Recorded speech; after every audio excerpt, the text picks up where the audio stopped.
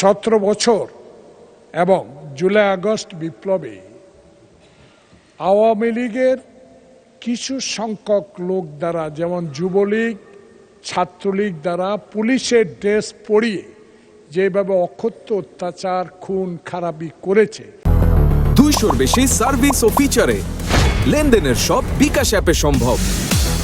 তাদেরকে আইনের আওতায় আনে বিচারের ব্যবস্থা করবেন কিনা আপনার মাধ্যমে মাননীয় মন্ত্রীকে এই প্রশ্নটা রাখতে চাই।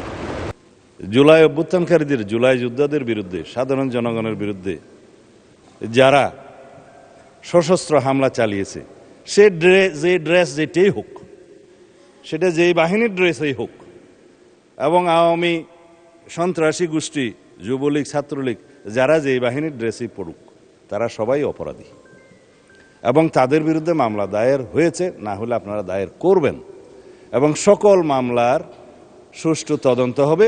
বিচার করার দায়িত্ব বিচার বিভাগে, জুডিশিয়ারির, বিচার হবে ইনশাআল্লাহ। ধন্যবাদ।